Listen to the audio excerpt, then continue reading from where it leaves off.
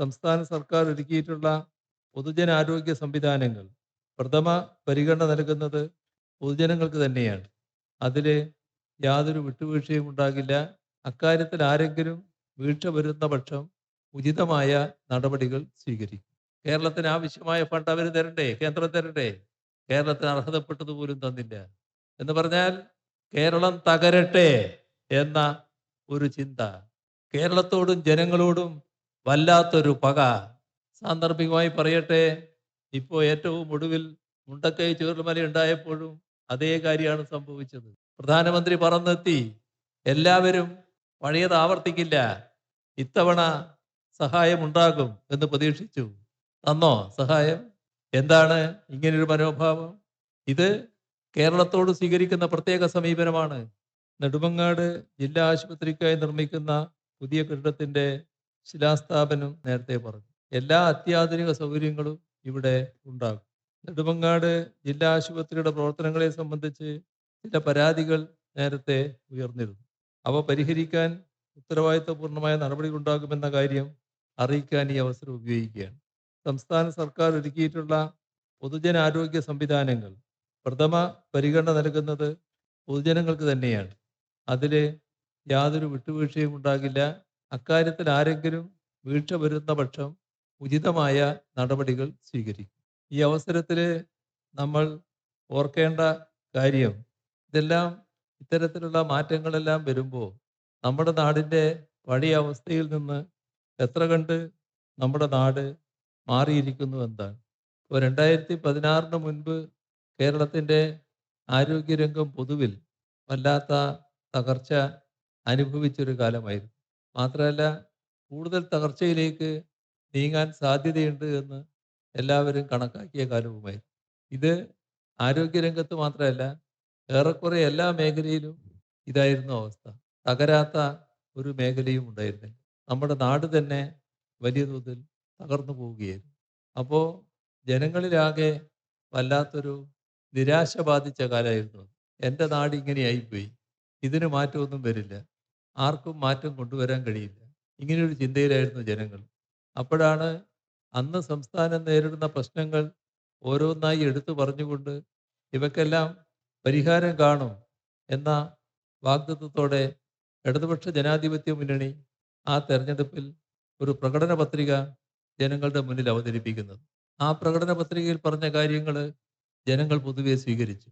അതിൻ്റെ ഭാഗമായാണ് ആ കാലത്ത് 2016 LDFിനെ അധികാരത്തിലേറ്റുന്നത്. അധികാരത്തിലേറിയ LDF പറഞ്ഞ വാക്ക് പാലിക്കാനുള്ള ശ്രമമാണ് നടത്തിയത്. LDF ഗവൺമെൻറ് LDFിൻ്റെ നയം നടപ്പാക്കുന്ന ഗവൺമെൻറ്റായിരുന്നു.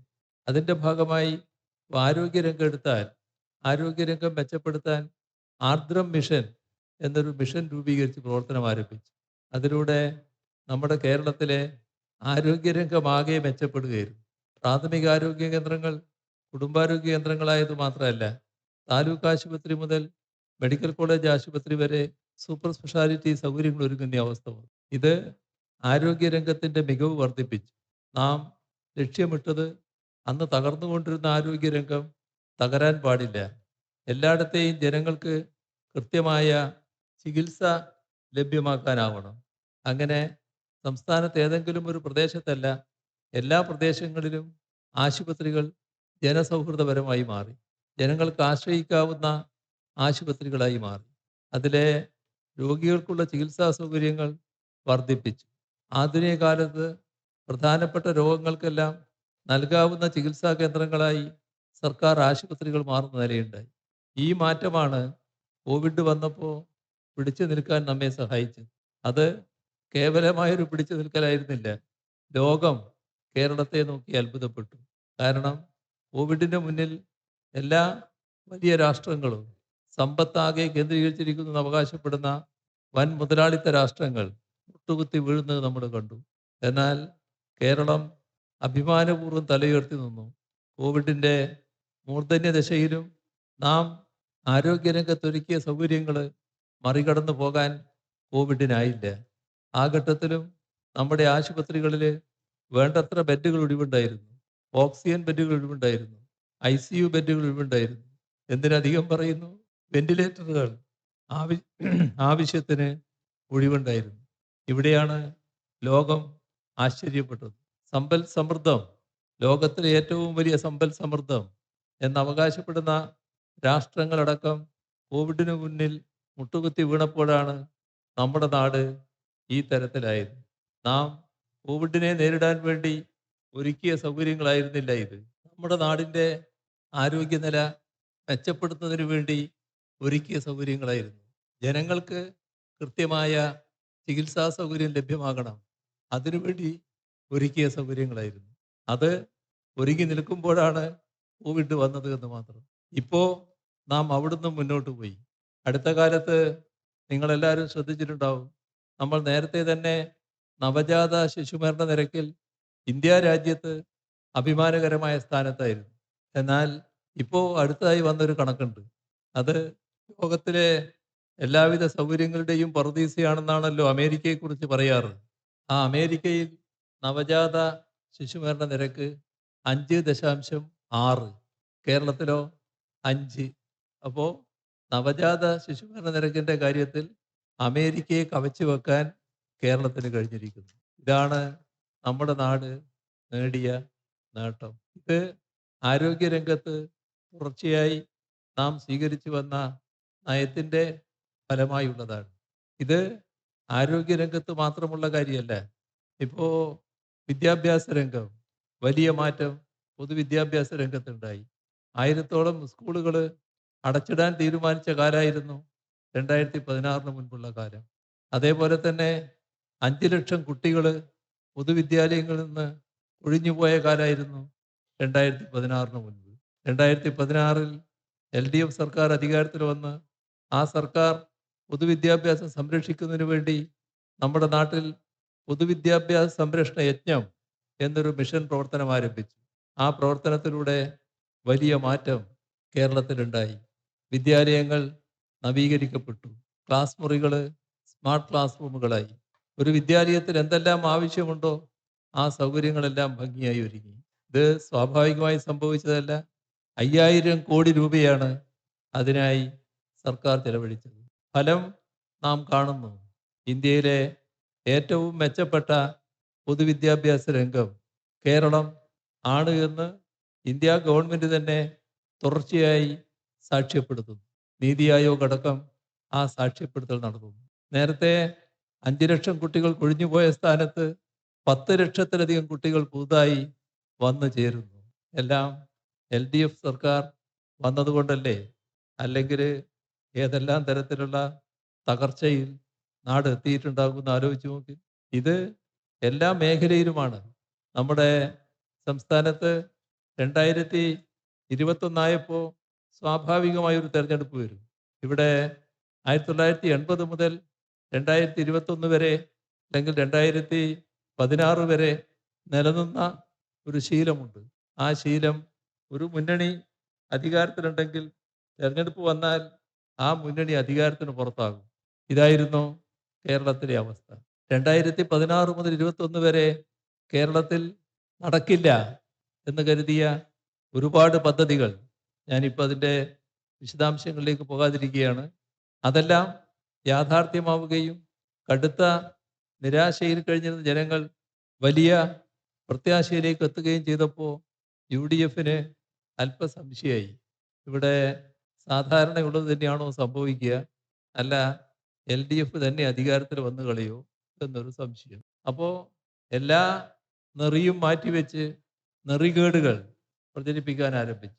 വൃത്തികെട്ടതും അറപ്പുളവാക്കുന്നതുമായ നുണകൾ കെട്ടിച്ചമച്ച് പ്രചരിപ്പിക്കാൻ തുടങ്ങി. അതിലൂടെ LDFനെ അപകീർത്തിപ്പെടുത്താം, LDFൻ്റെ ഭാഗമായി ഭരണരംഗത്തുള്ളവരെ അപകീർത്തിപ്പെടുത്താം.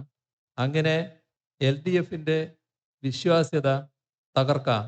ഇതാണ് കണക്ക് കൂട്ടിയത്. പക്ഷേ നമ്മുടെ നാട്ടിൽ അതുമായി ബന്ധപ്പെട്ട വ്യാപകമായ പ്രചരണം, അത് കേവലം പ്രചരണത്തിൽ മാത്രം ഒതുങ്ങി നിന്നില്ല. അതിൻ്റെ പ്രചരണത്തിന് നല്ല വിശ്വാസ്യത ഉണ്ടാകണം. അതിനുവേണ്ടി അവർ ശ്രമം ആരംഭിച്ചു.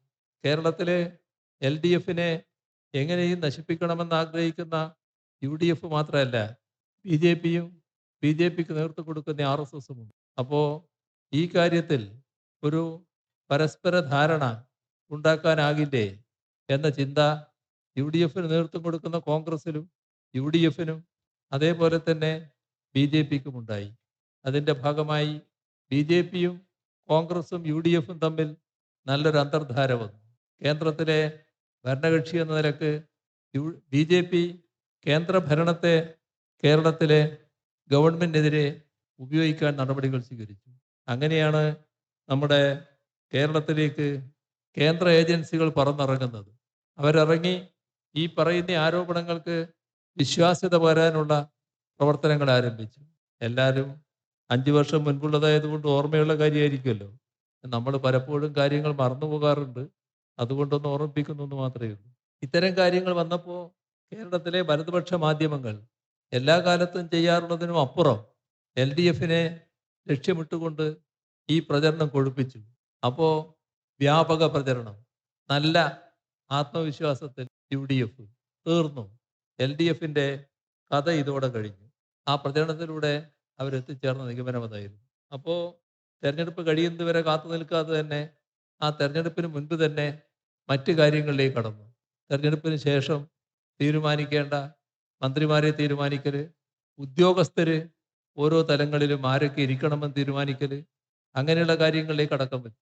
അങ്ങനെ ഒരു പ്രത്യേക അന്തരീക്ഷം കേരളത്തിലാകുകയുണ്ടായി. ഞങ്ങൾ അപ്പോഴും ജനങ്ങളെ കാണുന്നുണ്ടായിരുന്നു. ഞങ്ങൾ ആ ഘട്ടത്തിൽ ജനങ്ങളുടെ മുന്നിൽ പറഞ്ഞത് ഒരു കാര്യം മാത്രമാണ്. ഇവിടെ കേരളത്തിൽ ഏത് തരത്തിലുള്ള മാറ്റം വന്നു എന്നത് ജനങ്ങളുടെ അനുഭവത്തിലുള്ള കാര്യമാണ്. ഒന്ന്, നടക്കില്ല എന്ന് കരുതിയ പദ്ധതികൾ, ആ പദ്ധതികൾ ഇവിടെ നടക്കും എന്ന അന്തരീക്ഷം ഉണ്ടാക്കി. അതിലേറ്റവും പ്രധാനപ്പെട്ടതായിരുന്നു നാഷണൽ ഹൈവേ. അത് നടക്കുമെന്ന അവസ്ഥയിലേക്ക് എത്തിക്കാൻ എൽ ഡി എഫിന് കഴിഞ്ഞു. ഗെയിൽ പൈപ്പ് ലൈൻ നടക്കില്ല എന്ന് കരുതിയതാണ് ആ പൈപ്പിലൂടെ ഗ്യാസ് പ്രവഹിക്കാൻ തുടങ്ങി. എടമൺ കൊച്ചി പവർ ഹൈവേ അത് നിർത്തിവെച്ച് പവർ ഗ്രിഡ് കോർപ്പറേഷൻ സ്ഥലം വിട്ടതാണ്. അവരെ തിരിച്ചു വിളിച്ച് ആ ലൈൻ പൂർത്തീകരിച്ച് ആ ലൈനിലൂടെ വൈദ്യുതി പ്രവഹിക്കാൻ തുടങ്ങി. ഇങ്ങനെ നടക്കില്ല എന്ന് കരുതിയ കാര്യങ്ങൾ നടപ്പാക്കൽ. മാത്രമല്ല, കേരളത്തിൻ്റെ പൊതുവികസന രംഗത്ത് വന്നിട്ടുള്ള മാറ്റങ്ങൾ, അതിൻ്റെ ഭാഗമായി ഒരുപാട് കാര്യങ്ങൾ കേരളത്തിൽ നടത്തുകയാണ്. അന്ന് നേരിട്ട ഏറ്റവും പ്രധാന പ്രശ്നം നമ്മുടെ ആവശ്യങ്ങൾ വളരെ വലുതാണ്. ആവശ്യങ്ങൾ നിറവേറ്റാനുള്ള പണമില്ല. ആ പണം എങ്ങനെ കണ്ടെത്തും? ഇതായിരുന്നു എൽ ഡി എഫ് ഗവൺമെന്റിനെ വിഷമിപ്പിച്ച കാര്യം. ഇവിടെ 1000 കോടി രൂപയടക്കം ചെലവിടുന്ന റോഡിനെ പറ്റി പറഞ്ഞല്ലോ. നമ്മുടെ സാധാരണഗതിയിൽ പദ്ധതികൾ നടപ്പാക്കുമ്പോൾ അതിൻ്റെ ഭാഗമായി പണം ചെലവിടുമ്പോൾ ഖജനാവിൻ്റെ ശേഷി അനുസരിച്ചാണ് പണം അനുവദിക്കുക. അങ്ങനെ വന്നാൽ എത്രയോ വർഷങ്ങൾ, ദശാബ്ദങ്ങൾ എടുത്താൽ മാത്രമേ വലിയ പദ്ധതികൾ പൂർത്തിയാക്കാനുള്ള പണം നൽകാനാവും. ഇവിടെ ആ കാര്യത്തിന് എന്താണ് പരിഹാരം? അങ്ങനെയാണ് 2016 എൽ ഡി എഫ് ഗവൺമെന്റ് കിഫ്ബിയെ പുനർജീവിപ്പിക്കാൻ തീരുമാനിക്കുന്നത്. ഒരു സമാന്തര സാമ്പത്തിക സ്രോതസ്, അതിലൂടെ വിവിധ പദ്ധതികൾ ഏറ്റെടുക്കുക, അത് നടപ്പാക്കുക. അങ്ങനെ കിഫ്ബി പുനർജീവിപ്പിക്കാൻ ശ്രമം ആരംഭിച്ചപ്പോൾ എന്തൊരു ആക്രമണമായിരുന്നു, എത്ര വലിയ പരിഹാസമായിരുന്നു, എങ്ങനെയെല്ലാം പുച്ഛിക്കാൻ ശ്രമിച്ചു. നിങ്ങൾ ആളെ പറ്റിക്കുകയല്ലേ, എവിടെയുണ്ട് പണം, ആര് നിങ്ങൾക്ക് പണം തരും, ഇതൊക്കെ മലർപ്പൊടിക്കാരൻ്റെ സ്വപ്നമല്ലേ. അങ്ങനെ പലതും പറഞ്ഞ് ആക്ഷേപിക്കാനുള്ള ശ്രമമാണ് ആരംഭിച്ചത്. എന്നാൽ ഞങ്ങളന്ന് പറഞ്ഞു 5 വർഷം 50,000 കോടി രൂപയുടെ പശ്ചാത്തല സൗകര്യ വികസനമാണ് ഇതിലൂടെ ഉദ്ദേശിക്കുന്നത്. 2021 ആകുമ്പോൾ ആ പറഞ്ഞ 50 അല്ല 62,000 കോടി രൂപയുടെ വികസന പദ്ധതിയാണ് അതിലൂടെ ഏറ്റെടുത്തത്. ഇപ്പോ എത്രയാ? 1,10,000 കോടി രൂപയുടെ വികസന പദ്ധതികളാണ്. അതുകൊണ്ടാണ് ഈ പറയുന്ന പല പദ്ധതികളും പൂർത്തിയാക്കാനായത്.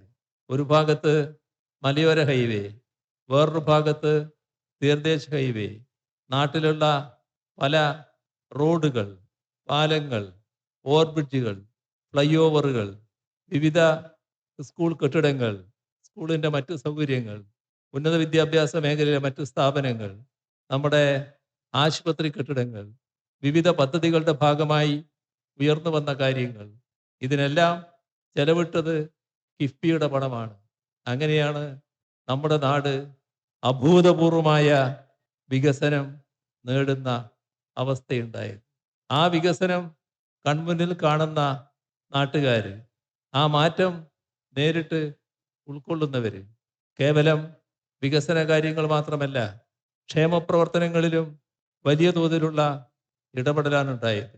അതിൻ്റെ ഭാഗമായി നമ്മുടെ രാജ്യത്ത് തന്നെ ഏറ്റവും വലിയ ആശ്വാസ നടപടികൾ കേരളത്തിലാണ് സ്വീകരിച്ചത്. ഞങ്ങൾ 2016 അധികാരത്തിൽ വരുമ്പോൾ ആദ്യത്തെ മന്ത്രിസഭാ യോഗം ചേരുകയാണ്. ക്ഷേമ പെൻഷൻ എത്രയാണ് കുടിശ്ശിക എന്ന് ചോദിച്ചു. മറുപടി എത്രയാണെന്നറിയോ? 18 മാസം. കൊടുക്കേണ്ട തുക 600. UDFിൻ്റെ പെൻഷൻ കൊടുത്ത ചരിത്രത്തിൽ ആകെ 100 രൂപ വർദ്ധിപ്പിച്ചത് ഈ 2016 മുൻപുള്ള കാലത്താണ്. അത് കടലാസിലാണ്, പൈസ കൊടുത്തില്ല. ഇത് 18 മാസവും കുടിശ്ശികയാക്കിയപ്പോൾ അത് കൊടുത്തു തീർത്തത് മുഴുവൻ LDF സർക്കാർ. പിന്നെ ആ 600-ൽ നിന്ന് വർധനവ്, അത് 1600 വരെ എത്തി. ഇതെല്ലാം നമ്മുടെ നാട്ടിലെ ജനങ്ങൾ അനുഭവിക്കുന്ന കാര്യമാണല്ലോ. 60 ലക്ഷത്തോളം പേര് ആ ആനുകൂല്യങ്ങൾ പറ്റുകയാണല്ലോ. അത് ആ ഘട്ടത്തിലാണ് നമ്മുടെ നാടിന് ഒരുപാട് ദുരന്തങ്ങൾ ഏറ്റുവാങ്ങേണ്ടി വന്നത്. ഓഖിയും നിപ്പയും അതിനു പുറമെ വലിയ തോതിലുള്ള നൂറ്റാണ്ടിലെ മഹാപ്രളയവും, അത് 2018, തൊട്ടു പിന്നാലെ 2019 അതിരൂക്ഷമായ കാലവർഷക്കെടുതി. അതിൽ നിന്ന് ഒന്ന് ശ്വാസം കഴിക്കാൻ നേരം കിട്ടുന്നതിന് മുൻപ് ലോകത്തെ ആകെ വിറങ്ങലിപ്പിച്ച കോവിഡ് മഹാമാരി. നമ്മുടേതുപോലൊരു നാട് തകർന്നു പോകാൻ വേറെ ഒന്നും വേണ്ട. അത്തരം തകർച്ചയിൽ നിന്ന് നാം രക്ഷപ്പെടണമെങ്കിൽ നമുക്ക് സഹായം വേണം. ആ സഹായം നൽകേണ്ടത് കേന്ദ്ര ഗവൺമെന്റാണ്. കേന്ദ്ര ഗവൺമെന്റ് നമുക്ക് അർഹതപ്പെട്ട സഹായം നൽകാൻ തയ്യാറായില്ല. അവിടെ നൂറ്റാണ്ടിലെ മഹാപ്രളയം നേരിട്ടപ്പോൾ കേരളം തകർന്നടിഞ്ഞു പോവുകയാണ്. നമ്മെ സ്നേഹിക്കുന്ന, നമ്മെ നെഞ്ചേറ്റിയ രാജ്യങ്ങളുണ്ട് ലോകത്ത്. ആ രാജ്യങ്ങൾ കേന്ദ്ര ഗവൺമെന്റിനെ അറിയിച്ചു, രാജ്യം മുഖേന മാത്രമേ പണം തരാൻ കഴിയൂ. ഞങ്ങൾ കേരളത്തെ സഹായിക്കാൻ തയ്യാറാണ്, പക്ഷേ ഞങ്ങൾ സ്വീകരിക്കില്ല എന്ന മറുപടി കേന്ദ്രം പറഞ്ഞു. നോക്കണം, ഇന്ത്യയുടെ പ്രധാനമന്ത്രി നരേന്ദ്രമോദി. ഈ നരേന്ദ്രമോദി ഗുജറാത്തിൽ മുഖ്യമന്ത്രിയായിരിക്കുന്ന കാലത്താണ് അവിടെ ഒരു വലിയ ദുരന്തമുണ്ടായത്. എല്ലാവരും സഹായിച്ചു, രാജ്യവും സഹായിച്ചു, മറ്റു രാജ്യങ്ങളും സഹായിച്ചു. ആ സഹായം മുഴുവൻ ഇരുകൈയും നീട്ടി സ്വീകരിച്ച, ഭരണത്തിന് നേതൃത്വം കൊടുത്ത മുഖ്യമന്ത്രി പ്രധാനമന്ത്രിയായിരിക്കും. കേരളം ദുരന്തത്തിൽപ്പെടുമ്പോൾ ആ പ്രധാനമന്ത്രിയുടെ നേതൃത്വത്തിൽ പറയുന്നു, ഞങ്ങൾ സഹായം സ്വീകരിക്കില്ല. വേണ്ട, കേരളത്തിന് ആവശ്യമായ ഫണ്ട് അവർ തരണ്ടേ, കേന്ദ്രം തരണ്ടേ? കേരളത്തിന് അർഹതപ്പെട്ടതുപോലും തന്നില്ല. എന്ന് പറഞ്ഞാൽ കേരളം തകരട്ടെ എന്ന ഒരു ചിന്ത, കേരളത്തോടും ജനങ്ങളോടും വല്ലാത്തൊരു പക. സാന്ദർഭികമായി പറയട്ടെ, ഇപ്പോൾ ഏറ്റവും ഒടുവിൽ മുണ്ടക്കൈ ചൂരൽമല ഉണ്ടായപ്പോഴും അതേ കാര്യമാണ് സംഭവിച്ചത്. പ്രധാനമന്ത്രി പറന്നെത്തി, എല്ലാവരും പഴയത് ആവർത്തിക്കില്ല, ഇത്തവണ സഹായം ഉണ്ടാകും എന്ന് പ്രതീക്ഷിച്ചു. തന്നോ സഹായം? എന്താണ് ഇങ്ങനൊരു മനോഭാവം? ഇത് കേരളത്തോട് സ്വീകരിക്കുന്ന പ്രത്യേക സമീപനമാണ്. ഈ രാജ്യത്ത് മറ്റെല്ലാ സംസ്ഥാനങ്ങളും എടുത്തു നോക്കിക്കോളൂ. എവിടെയെല്ലാം ദുരന്തങ്ങൾ ഉണ്ടായിട്ടുണ്ടോ അവിടെയെല്ലാം കേന്ദ്ര സഹായം ഉണ്ടായിട്ടുണ്ട്. ചിലർക്ക് പ്രകൃതി ദുരന്തം ഉണ്ടാകാൻ ഇടയുണ്ട് എന്ന ധാരണയിൽ അഡ്വാൻസ് ആയിട്ട് സഹായം കൊടുത്തിട്ടുണ്ട്. നമുക്ക് മാത്രമില്ല. എന്തേ കാരണം? BJPക്കും BJP നേതൃത്വം കൊടുക്കുന്ന RSSനും അത്ര പഥ്യമായ നാടല്ല കേരളം. അതിനിടയാക്കുന്നത് കേരളവും കേരളത്തിലെ ജനങ്ങളും BJPയുടെ രാഷ്ട്രീയം അംഗീകരിക്കുന്നില്ല. അതിനോടുള്ള പക, അതാണ് BJPയും RSSും ഇതിലൂടെ തീർത്തത്. ഈ കാര്യം മാത്രമല്ല, ഇങ്ങനെ ദുരന്തത്തിൽ സഹായിക്കൽ മാത്രമല്ല, കേരളത്തെ ശ്വാസം മുട്ടിക്കാൻ സാമ്പത്തികമായ ഞെരുക്കലുകൾ ഉണ്ടായില്ലേ? ഏതൊരു സംസ്ഥാനത്തിൻ്റെയും ചെലവിടാനുള്ള പണം സംസ്ഥാനത്തിന്റെ വരുമാനം മാത്രമല്ല, സംസ്ഥാനത്തിന് തനത് വരുമാനമുണ്ട്, അതോടൊപ്പം കേന്ദ്രത്തിന് ലഭിക്കേണ്ട പണമുണ്ട്. കാരണം ഗവൺമെന്റുകൾക്കുള്ള വരുമാനം എന്നത് പ്രധാന നികുതിയിലൂടെയാണ്. ഈ കാലത്ത് നികുതി വരുമാനം ഏകദേശം പൂർണ്ണമായി കേന്ദ്ര ഗവൺമെന്റ് കയ്യിലാണ്. അപ്പോൾ കേന്ദ്രത്തിന്റെ കയ്യിലെത്തുന്ന ആ നികുതി പണം ന്യായമായ രീതിയിൽ സംസ്ഥാനങ്ങൾക്ക് വീതിച്ചു നൽകും. ഇവിടെ കേരളത്തോട് പ്രത്യേക ചിറ്റമ്മ നയം, കേരളത്തിന് അർഹതപ്പെട്ടത് കൊടുക്കുന്നില്ല, ജനസംഖ്യാനുപാതികമായത് പോലും ലഭിക്കുന്നില്ല. ഇത് നികുതിയുടെ കാര്യം. അതോടൊപ്പം നാടിൻ്റെ വികസന പദ്ധതികൾ ഏറ്റെടുക്കുന്നതിന് ആവശ്യമായ പണം കണ്ടെത്തുന്നത് കടമെടുത്തിട്ട് കൂടിയാണ്. സംസ്ഥാനങ്ങൾക്ക് കടമെടുക്കാൻ അധികാരമുണ്ട്. പക്ഷേ കേന്ദ്ര ഗവൺമെന്റ് അതിന് തടസ്സവുമായി വന്നു. അവർ പരിധി നിശ്ചയിക്കുന്ന സ്ഥിതി വന്നു. ആ പരിധി നിശ്ചയിക്കുമ്പോൾ ആവശ്യമായ പണം കടമെടുക്കാൻ അനുവദിക്കാത്ത അവസ്ഥ വന്നു. അതും പ്രത്യേകമായ പകപോക്കലായിരുന്നു. ഇതിൻ്റെ കൂടെ തന്നെ കാണേണ്ടതാണ്, കേന്ദ്രവും സംസ്ഥാനവും കൂടി ചെലവിടുന്ന പദ്ധതികളുണ്ട്.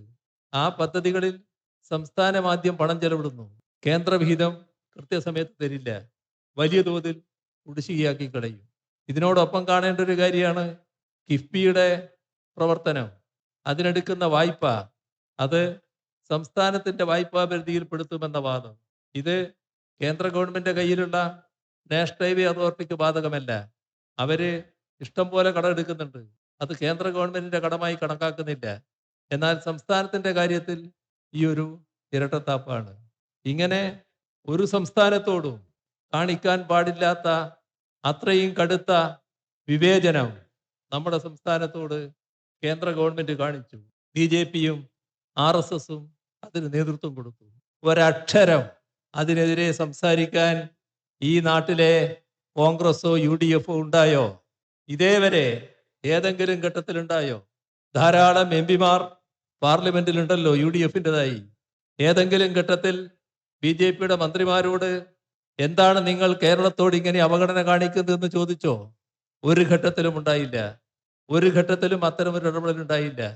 നാം പ്രക്ഷോഭങ്ങൾ നടത്തി.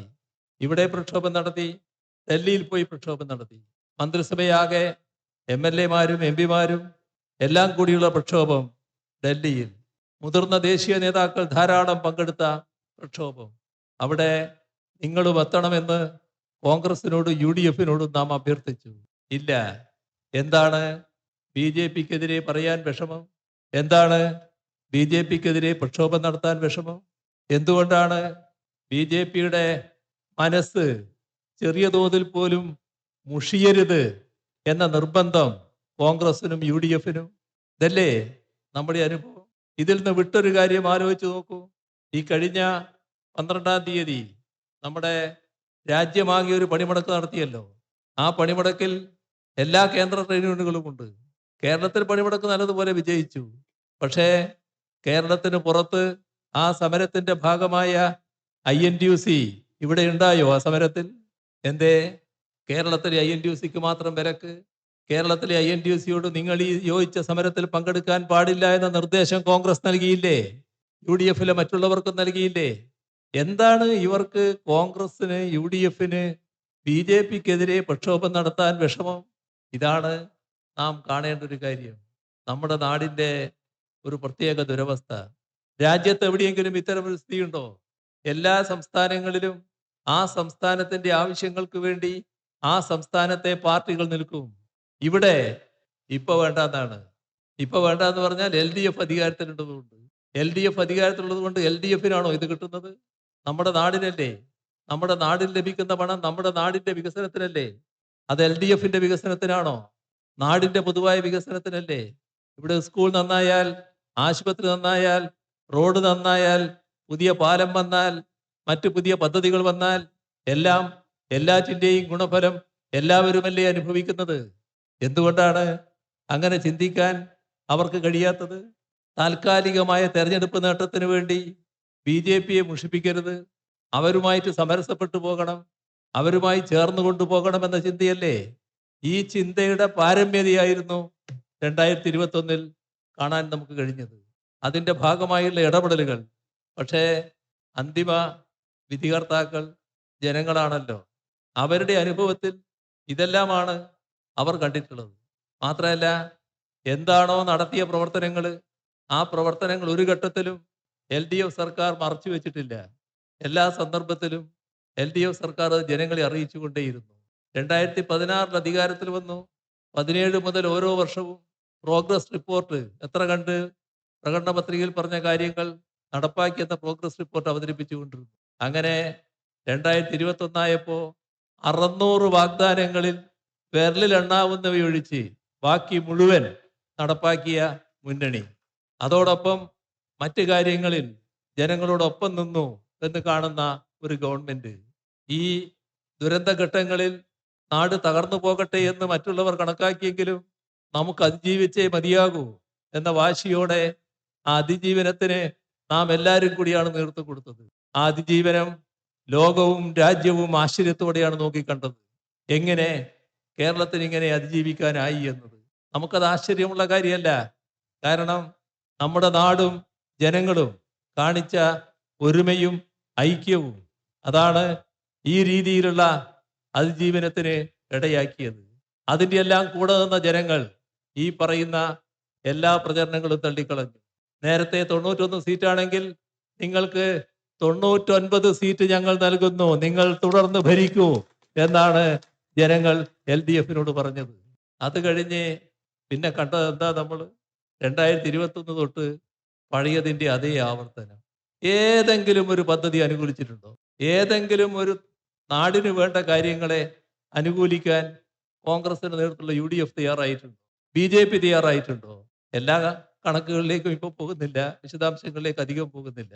ഇപ്പോ 2021 തുടർ ഭരണം LDF-ന് സമ്മാനിച്ചപ്പോൾ ഞങ്ങള് ഒരു കാര്യം തീരുമാനിച്ചു, നമ്മുടെ നാട് അതിദാരിദ്ര്യമുക്തമാകണം. ഈ കഴിഞ്ഞ 2025 നവംബർ 1 കേരളം അതിദാരിദ്ര്യമുക്തമായതായി നമ്മൾ പ്രഖ്യാപിച്ചു. എങ്ങനെയാത്? 64,006 കുടുംബങ്ങളായിരുന്നു അതിദാരിദ്ര്യം. അവരെ ഒറ്റയടിക്ക് പ്രഖ്യാപിക്കല്ല ചെയ്തത്, ഓരോ കുടുംബത്തെയും പ്രത്യേകമായി എടുത്തു. അതിനുള്ള മൈക്രോ പ്ലാൻ ഉണ്ടായി. ആ കുടുംബത്തെ അതിദാരിദ്ര്യമുക്തമാക്കുകയാണ്, അവരുടെ ക്ലേശഘടകങ്ങൾ പരിഹരിക്കുകയാണ്. അങ്ങനെ 64,006 കുടുംബത്തെയും അതിദാരിദ്ര്യമുക്തമാക്കിയപ്പോഴാണ് കേരളം അതിദാരിദ്ര്യമുക്തമായി എന്ന് നമ്മൾ പ്രഖ്യാപിച്ചത്. ലോകം ആശ്ചര്യത്തോടെ കണ്ടു. കാരണം ലോകത്ത് അപൂർവം രാഷ്ട്രങ്ങൾ മാത്രമേ അതിദാരിദ്ര്യമുക്തമായിട്ടുള്ളൂ. നമ്മുടെ രാജ്യത്ത് കേരളം മാത്രമേ ഉള്ളൂ. അത്ഭുതാദരങ്ങളോടെയാണ് ലോകവും രാജ്യവും ഇതിനെ നോക്കിക്കണ്ടത്.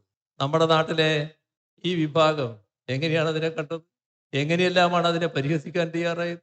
ഇപ്പൊ 2 ദിവസം മുൻപ് തദ്ദേശീയ ദിനത്തിന്റെ ഭാഗമായി അതിദാരിദ്ര്യമുക്തമായതിന്റെ 2ാം ഘട്ടം പ്രഖ്യാപിച്ചിട്ടുണ്ട്. കാരണം ഏതെങ്കിലും കാരണവശാൽ തിരിച്ചുപോയിക്കൂടാ, പുതിയ കുടുംബം അതിദാരിദ്ര്യമായിക്കൂടാ, അതിനുള്ള ജാഗ്രത പാലിക്കണം എന്നതാണ് അതിലൂടെ കണ്ടിട്ടുള്ളത്. ഇത് നമ്മുടെ കേരളത്തിന് സാധിച്ചത് എന്തുകൊണ്ടാ? 2021 തുടർഭരണം ഉണ്ടായത് കൊണ്ട് മാത്രമല്ലേ. UDF-നാണെങ്കിൽ അത്തരം ഒരു കാര്യം ആലോചിക്കാൻ കഴിയോ? പാവങ്ങളെ പറ്റി ആലോചിക്കാൻ പറ്റുമോ? ഇപ്പോ രാജ്യത്ത് ഏറ്റവും കുറഞ്ഞ ദാരിദ്ര്യമുള്ള സംസ്ഥാനമാണ് നമ്മുടെ കേരളം. എന്തുകൊണ്ടാണത്? ഇന്ത്യ രാജ്യത്തിന്റെ അവസ്ഥ എന്താ? ഇന്ത്യ രാജ്യം എന്നത് ഏറ്റവും കൂടുതൽ ദരിദ്രരുള്ള ഒരു രാജ്യമാണ്. നമ്മുടെ ലോകത്തിലെ രാജ്യങ്ങളുടെ ഒരു പട്ടിക നിരത്തിയാൽ, ദാരിദ്ര്യത്തിന്റെ ഭാഗമായി കണക്കെടുത്താൽ അതിന്റെ അവസാന ഭാഗത്താണ് ഇന്ത്യ എന്ന രാജ്യം ഉണ്ടാകുക. നമ്മൾ കഴിഞ്ഞാൽ പിന്നെ അപൂർവം രാഷ്ട്രങ്ങളേ ഉള്ളൂ. അത്ര കടുത്ത ദാരിദ്ര്യം നിലനിൽക്കുന്ന ഒരു രാജ്യം.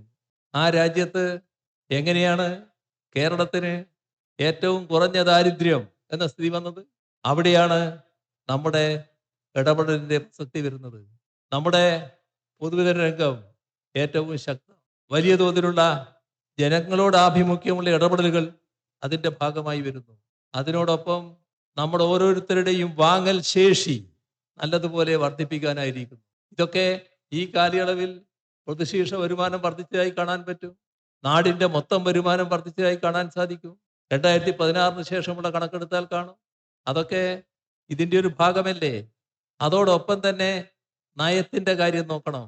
ഇവിടെ LDF-ഉം UDF-ഉം എന്നത് കേവലമായ അക്ഷരങ്ങളുടേതായ ഒരു വ്യത്യാസം മാത്രമല്ല, നയത്തിൽ വ്യത്യാസമുണ്ട്. ഇപ്പൊ UDF-ന്റെ ഭരണം 2011-16 കാലം കേരളത്തിൽ, ആ കാലഘട്ടത്തിൽ കേന്ദ്രത്തിൽ 2 ഗവൺമെന്റുകളായിരുന്നു. ഒന്ന് മൻമോഹൻ സിംഗിന്റെ ഗവൺമെന്റ്, അടുത്തത് നരേന്ദ്രമോദിയുടെ ഗവൺമെന്റ്. ആ 5 വർഷം ഇവിടെ UDF ഗവൺമെന്റ്. ഈ 3 ഗവൺമെന്റുകളും, മൻമോഹൻ സിംഗ്, നരേന്ദ്രമോദി, ഇവിടുത്തെ UDF, ഈ 3 ഗവൺമെന്റിന്റെയും നയം ഒന്നായിരുന്നു. അതാണ് പ്രത്യേകത. ആ നയമാണ് കേരളത്തെ തകർത്തത്. ആ നയം പഴയ ആഗോളവൽക്കരണ നയമാണ്. ആഗോളവൽക്കരണ നയം കോൺഗ്രസ് ആണ് ഇവിടെ കൊണ്ടുവന്നത്. അത് ശക്തമായി തുടരുന്ന അവസ്ഥയാണ് നരേന്ദ്രമോദിയും BJP-യും സ്വീകരിച്ചത്. അതേ നയം വീറോടെ നടപ്പാക്കുന്ന നിലയാണ് ഇവിടുത്തെ UDF ഗവൺമെന്റ് സ്വീകരിച്ചത്. അതിന്റെ ഭാഗമായിട്ടാണ് നാട് തകർന്നത്. LDF ആ നയത്തിലല്ല, ബദൽ നയമാണ്. ആ ബദൽ കേവലമായൊരു ബദൽ പറച്ചിലല്ല. ഈ പറഞ്ഞതിൽ നിന്നെല്ലാം വ്യത്യസ്തമായ നയങ്ങളാണ്. ഓരോ കാര്യങ്ങളും എടുത്ത് പരിശോധിച്ചാൽ അത് കാണാൻ സാധിക്കും. അങ്ങനെയാണ് നാടിന്റെ മാറ്റം വന്നത്. 2016 ശേഷമുള്ള പുരോഗതി അങ്ങനെയാണ് വന്നത്. ദാരിദ്ര്യത്തിൽ ഈ രാജ്യത്തിന് ഏറ്റവും കുറവുണ്ടാകുന്ന സംസ്ഥാനമായിട്ട് മാറിയത് അങ്ങനെയാണ്. ഇപ്പോ കേരളത്തിന്റെ വ്യാവസായിക രംഗത്തുള്ള വികാസം 2016 മുതൽ ആരംഭിച്ചതാണ്. 2021 ആകുമ്പോഴേക്കും ഒരു പരുവത്തിലെത്തി നിന്നു. അവിടുന്ന് പിന്നെയും തുറന്നുകൊണ്ടാണ് ഇപ്പോ നിക്ഷേപ സൗഹൃദത്തിന്റെ കാര്യത്തിൽ ഇന്ത്യയിൽ 1-ാം സ്ഥാനം, തുടർന്നും 1-ാം സ്ഥാനം പിറ്റത്തെ വർഷവും. ഇതൊക്കെ നേട്ടമല്ലേ, മാറ്റമല്ലേ? കേരളം കൂടുതൽ അഭിവൃദ്ധിയിലേക്ക് കുതിക്കുകയല്ലേ? നമ്മൾ ഇതുകൊണ്ട് തൃപ്തമാകുന്നില്ല. 2031 കേരള സംസ്ഥാനം രൂപം കൊണ്ടതിന് ശേഷമുള്ള 75 വർഷം തികയുന്ന കാലം. ആ 2031 കേരളം എന്താകണം എന്നതാണ് കഴിഞ്ഞ ദിവസം അമർത്യാസെൻ അടക്കം പങ്കെടുത്തുകൊണ്ട് തിരുവനന്തപുരത്ത് ചർച്ച ചെയ്തത്. നാം കാണുന്നത് ഒരു നവകേരളം സൃഷ്ടിക്കണമെന്നാണ്. ആ നവകേരളം ഒരു സങ്കല്പമല്ല, യാഥാർത്ഥ്യമാണ്, യാഥാർത്ഥ്യമാക്കാൻ കഴിയുന്നതാണ്. വികസിത രാഷ്ട്രങ്ങളിലെ മധ്യവരുമാന രാഷ്ട്രങ്ങളുടെ ജീവനിലവാര തോതിലേക്ക് നമ്മുടെ നാടിനെ ഉയർത്തലാണ് നാം ലക്ഷ്യം വെക്കുന്നത്. ഈ കാര്യത്തിൽ ഇതേവരെ ജനങ്ങളെല്ലാവരുടെയും സഹായവും സഹകരണവും ഉണ്ടായിട്ടുണ്ട്. ഇനി അങ്ങോട്ടും നാടിൻ്റെയും ജനങ്ങളുടെയും തുറന്നുള്ള സഹകരണവും പിന്തുണയും ഉണ്ടാകണമേ എന്ന് അഭ്യർത്ഥിച്ചുകൊണ്ട് നേരത്തെ പറഞ്ഞ ഇവിടുത്തെ പദ്ധതികളുടെ ആകെ ഉദ്ഘാടനം നിർവഹിച്ചതായി ഒരിക്കൽ കൂടി അറിയിച്ചുകൊണ്ട് അവസാനിപ്പിക്കുന്നു. നിങ്ങൾക്ക് എൻ്റെ സ്നേഹാഭിവാദനങ്ങൾ. വിവിധ പദ്ധതികളുടെ ശിലാസ്ഥാപനം ബഹുമാനപ്പെട്ട മുഖ്യമന്ത്രി സ്വിച്ച് ഓൺ ചെയ്യുന്നതാണ്. 89.4 കോടി രൂപ കിഫ്ബി ഫണ്ട് വിനിയോഗിച്ച് നിർമ്മാണം തുടങ്ങുന്ന നെടുമങ്ങാട് ജില്ലാ ആശുപത്രിയുടെ ബഹുനില കെട്ടിടത്തിന്റെ ശിലാസ്ഥാപനം. 9.61 കോടി രൂപ ചിലവഴിച്ച് നിർമ്മാണം പൂർത്തിയാക്കിയ മോട്ടൽ ആരം കെട്ടിടത്തിന്റെ ഉദ്ഘാടനം. 2.95 കോടി രൂപ ചിലവഴിച്ച് നിർമ്മാണം തുടങ്ങുന്ന നെടുമങ്ങാട് ഫയർ സ്റ്റേഷന്റെ ശിലാസ്ഥാപനം. കിഫ്ബി ഫണ്ടിൽ നിന്നും 1293 കോടി രൂപ ചിലവഴിച്ച് സംസ്ഥാന സർക്കാർ നടപ്പിലാക്കുന്ന ജില്ലയിലെ പ്രധാന പ്രവൃത്തിയാണ് വഴയില പഴകുറ്റി 4-വരിപ്പാത. ആദ്യ റീച്ച് നിർമ്മാണം ദ്രുതഗതിയിൽ നടന്നുവരുന്നു. 2-ാം റീച്ചായ കെൽട്രോൺ ജംഗ്ഷൻ മുതൽ വാളിക്കോട് വരെയുള്ള നിർമ്മാണ പ്രവൃത്തി തുടക്കം കുറിക്കുന്നു. 3-ാം റീച്ചായ വാളിക്കോട് നെടുമങ്ങാട് നഷ്ടപരിഹാര തുക വിതരണത്തിന് തുടക്കം കുറിക്കുന്നു. ഒപ്പം തന്നെ 3-ാം റീച്ചിൽ ഭൂമി വിട്ടു നൽകുന്നവർക്കുള്ള നഷ്ടപരിഹാര തുക വിതരണം 2 പേർക്കായി ബഹുമാനപ്പെട്ട മുഖ്യമന്ത്രി ഇവിടെ വെച്ച് നൽകുന്നതാണ്. ജയകുമാരി വൈശാഖം, നദീറ ബീവി സജീവ മൻസിൽ. ബഹുമാനപ്പെട്ട മുഖ്യമന്ത്രിക്ക് നെടുമങ്ങാടിന്റെ ഒരു ചെറിയ സ്നേഹോപഹാരം.